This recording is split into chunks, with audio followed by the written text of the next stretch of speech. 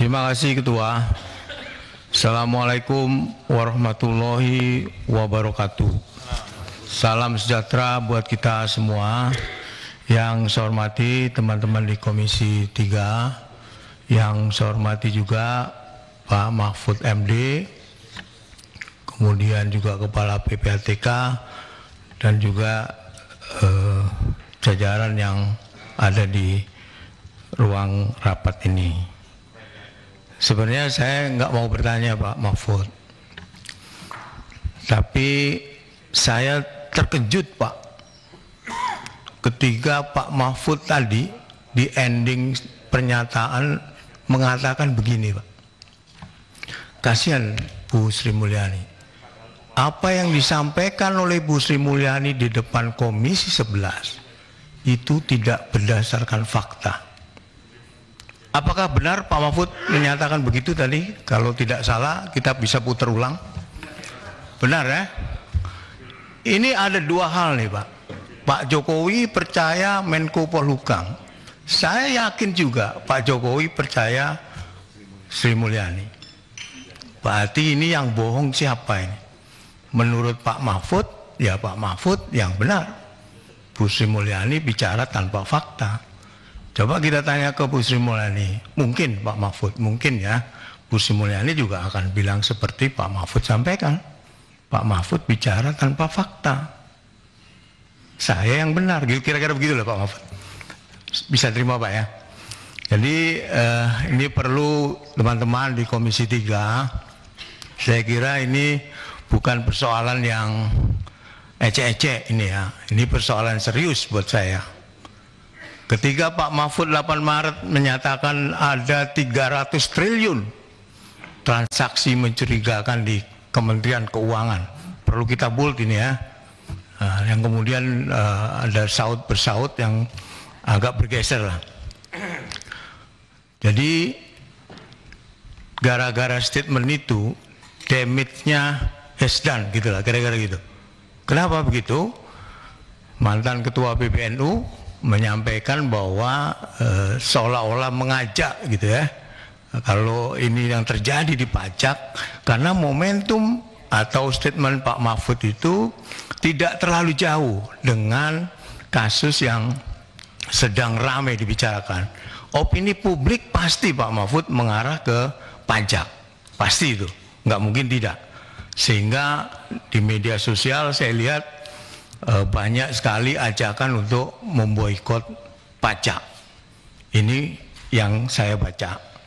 Ini kan sudah ada kegaduhan ya menurut saya yang perlu kemudian diluruskan.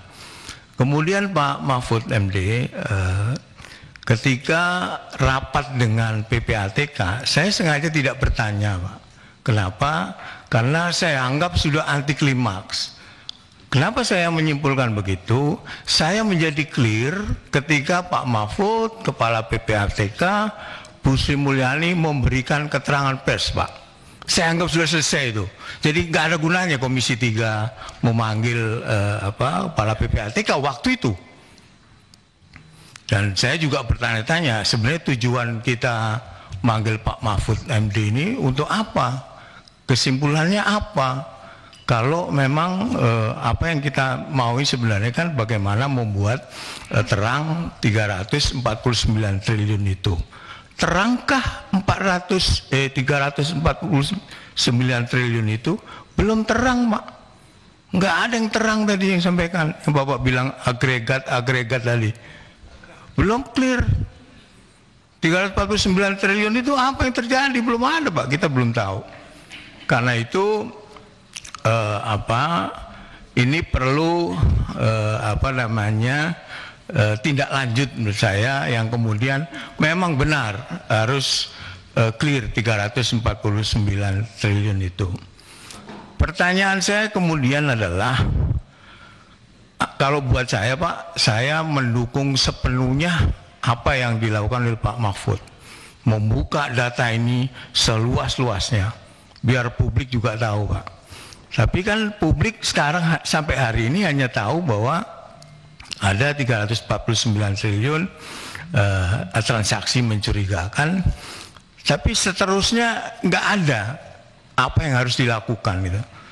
Yang lebih penting adalah bagaimana penegak hukum, polisi, jaksa, KPK dan juga BPNS ya, itu menyelidiki apa yang disampaikan, data-data yang disampaikan oleh PPATK di ruang yang semestinya gitu ya. Apa yang maksud saya ruang semestinya adalah ya dalam proses penyidikan. Yang berikutnya Pak Mahfud, saya awam hukum Pak. Saya jauh pengetahuannya dengan Pak Mahfud yang profesor di bidang hukum. Tapi saya punya pengalaman kerja di lembaga yang ngurusi soal hukum Pak. Sehingga ketika ada statement, ada transaksi mencurigakan, TPPU bukan korupsi. Udah disimpulkan bukan korupsi. Irjen di Kemenku menyatakan itu bukan korupsi.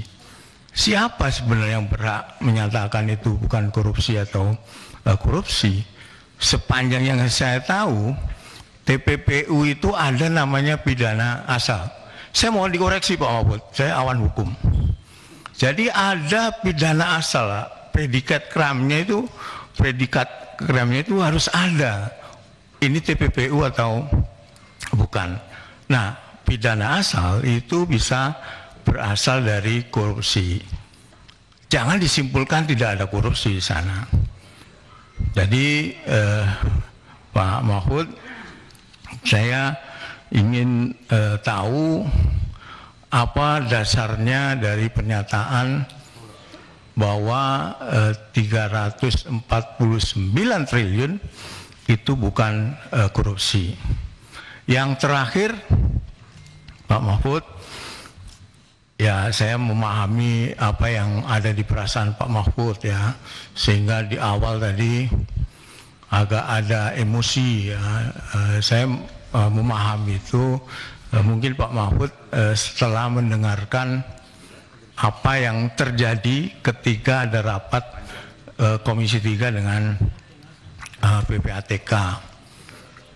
Tapi saya mengingatkan pada kita semua, apakah itu anggota DPR Komisi 3 maupun yang di depan kita ini, Menko Polhukam, Kepala PPATK, semua itu punya kotoran Pak, punya sisi gelap.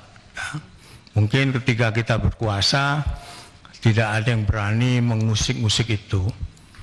Saya alhamdulillah oleh Allah Subhanahu wa taala diberi kesempatan bekerja di lembaga yang saya jadi tahu banyak Pak tentang kotoran-kotoran orang lah, kira-kira begitu. Tapi itu saya simpan saja gitu. Jadi saya meminta teman-teman di Komisi 3 jangan mengancam-ancam. Pak Mahfud juga jangan mengancam-ancam juga. Karena sekali lagi menjadi anggota DPR cuma 5 tahun, itu pun kalau nggak di PAW, gitu kan? Jadi Menko Polhukam juga gitu Pak Mahfud, belum tentu 5 tahun loh. Kalau di reshuffle, apalagi ada rame-rame begini. Pak Jokowi, saya pernah di Pak Jokowi Pak, saya pernah jadi juru bicara Pak Jokowi. Pak Jokowi itu paling nggak suka sama menteri yang berdebat di luar Pak, langsung di reshuffle sama dia. Tentu saya berdoa dan saya mengagumi Pak Mahfud. Pak Mahfud tidak di reshuffle gara-gara ini. Begitu Pak Beni ya. Amin. Karena saya mengenal betul Pak Mahfud ini orangnya lurus, sangat berani. Tadi seperti Pak, tolong jangan diganggu toh. Pak Ketua, tolong hormati saya dong. Saya belum selesai ngomong ini. Udah nggak adil kanan kiri, sekarang saya dipotong lagi.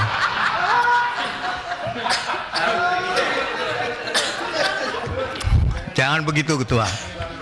Kita harus menghormati tamu kita juga. Kalau kita sedang ngomong, kemudian rame itu kan nggak elok lah.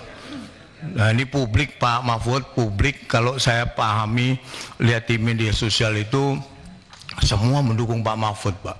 Saya juga mendukung Pak Mahfud. Karena apa yang disampaikan oleh Pak Mahfud itu sejalan dengan apa kemauan publik ya. Bongkar aja. Pak Mahfud saya pernah dengar juga bahwa sekarang ini Pak, korupsinya lebih gila dibanding Orde Baru. Pak Mahfud ini yang menceritakan, saya mendengar itu. Saya nggak tahu itu benar atau tidak, tapi saya menonton itu Pak Mahfud bicara itu. Lebih gila Pak dibanding Orde Baru. Zaman Orde Baru itu menteri, ini kata Pak Sarwono Pak ya, kita ulangi lagi nih. Zaman dulu menteri nggak ada yang korupsi, anggota DPR nggak ada yang ditangkepin KPK karena nggak ada KPK ya. Sekarang ditangkepi KPK. Jadi tapi sekarang lebih gila lagi. Ada jaksa yang ditangkap, ada polisi yang ditangkap, ada anggota DPR yang ditangkap. Yang tadi disinyalir oleh Pak Mahfud katanya ada yang Markus. Tapi makin parah dibanding zaman Orde Baru. Celakanya ketika ngomong begini, Pak Mahfud adalah Menko Polhukam yang seharusnya juga ikut memberantas korupsi itu. Saya sangat percaya bahwa Pak Mahfud dalam rangka memberantas korupsi ini sebenarnya Pak Mahfud mengungkap data-data ini. Mungkin Pak Mahfud sudah gatal betul ya, lihat penegak hukum ini kok nggak gerak gitu ya, kira-kira begitulah. Sehingga dia itu mengungkapkan. Saya masih menganggap bahwa Pak Mahfud adalah orang yang jujur, lurus, meskipun pernah jadi politisi juga tadi kata Pak Trimet. Jadi politisi itu sekarang kan persepsinya agak kurang bagus lah. Buktinya apa ya itu tadi ketika ada rame-rame Komisi 3 dengan Pak Menko Polhukam, itu kalau kita baca komentar pembaca banyak yang membela Pak Mahfud. Sama sekali tidak ada maksud saya terutama untuk menghalang-halangi pengungkapan data. Saya malah setuju Pak. Bahkan undang-undang tadi yang Bapak sampaikan, undang-undang perampasan aset, saya tidak hanya 100% Pak Mahfud, tapi saya 1000%. Pak Jokowi sekarang Pak, itu didukung oleh 7 fraksi. Koalisi Pak Jokowi ini kuat betul ya. Kalau dia juga serius, undang-undang perampasan aset, pasti jadi Pak. Mau bukti gak? IKN, Ciptaker, jadi juga Pak.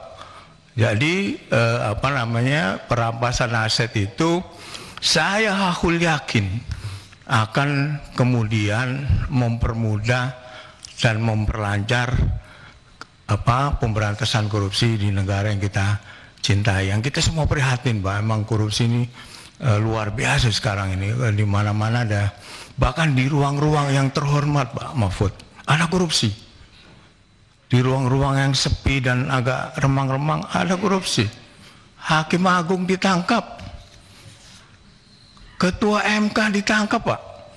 Saya dulu TikTok tuh sama Pak Mahfud, kalau Pak Mahfud masih ingat ya. Saya mengagumi Pak Mahfud Pak, dulu. Sama Pak Benny, dulu saya kagum betul waktu Ketua MK itu luar biasa Pak Mahfud. Nah karena itu saya ingin, pertanyaan saya cuma satu tadi itu Pak, yang soal definisi tadi, diksi itu. Saya agak bingung Pak, dengan pernyataan termasuk pernyataan Kepala PPATK itu. Siapa yang bisa menyimpulkan TPPU? Bukan PPATK Pak. Dulu saya menyebut data PPATK itu semacam raw material ya, yang bisa digunakan oleh penegak hukum. Penegak hukumlah yang kemudian memutuskan, oh ini terjadi tindak pidana apa, korupsi, kemudian lanjut ke TPPU. Jadi bukan kemudian data yang bersifat analisis itu disimpulkan sebagai dugaan TPPU. Masih jauh Pak. Ini ada Pak Kabar Eskrim, saya kira Pak Kabar Eskrim juga setuju Pak ya dengan pernyataan saya kan. Benar kan Pak omongan saya? Terima kasih. Karena itu Pak Mahfud, saya sepenuhnya Pak mendukung langkah-langkah yang Bapak sampaikan. Sekali lagi saya mengingatkan pada kita semua di ruangan ini jangan saling ngancam. Ya, yang lurus itu kata teman saya hanya penggaris Pak. Semua yang ada di ruangan ini pasti punya Pak kotoran-kotoran yang menempel. Dan saya diberi anugerah sama Allah SWT banyak mengetahui itu gitu. Nah, tapi saya kan tidak kemudian main ancam juga. Jadi anggota Komisi 3 jangan mengancam juga. Pak Mahfud juga jangan. Ini Pak di media ini langsung ada judulnya Pak. DPR Markus. Mahfud MD .2 DPR Markus. Ini orang kalau baca judul doang kan damage lagi nih Pak. Sudah persepsinya jelek. Saya sekarang jadi politisi juga. Jadi kena juga. Padahal saya nggak ngapa-ngapain juga Pak Mahfud. Jadi ini tolonglah semuanya ini ya. Jangan main ancam-ancam gitulah. Jangan juga mengancam Pak Mahfud. Saya tahu Pak Mahfud ini. Dia akan rela meninggalkan jabatan dan bahkan nyawanya dipertaruhkan untuk harga diri Pak Mahfud. Dulu. Enggak dulu. Ya, jangan diinterupsi. Kalau anggota ngomong nggak boleh diinterupsi Pak. Ada tatipnya itu. Jadi tolong beri kesempatan. Saya nggak pernah interupsi anggota ngomong. Jadi biarkanlah kita ngomong. Kan semua dikasih kebebasan ngomong. Nah, jadi saya biarkan saya ngomong sampai hati saya lega Pak. Jadi sekali lagi mari kita bersama saling mendukung kerja-kerja yang dilakukan oleh Pak Mahfud dan juga jajaran, karena Pak Mahfud saya yakin niatnya baik untuk mengurangi korupsi di Indonesia. Begitu juga Pak Mahfud, anggota Komisi 3 itu juga berniat baik Pak. Tidak ada yang menurut saya sih, saya nggak tahu kalau di dalam hati orang ya, saya nggak tahu. Tapi menurut saya nggak ada lah yang mengancam-ancam. Dan saya alhamdulillah tadi senang sekali dengan Pak Mahfud setelah agak emosi. Kemudian ayolah kita mencari jalan yang terbaik. Seperti lagu Ku Cari Jalan Yang Terbaik gitu. Saya kira itu Pak Ketua. Terima kasih. Assalamualaikum warahmatullahi wabarakatuh. Terima kasih teman-teman yang sebelah kanan.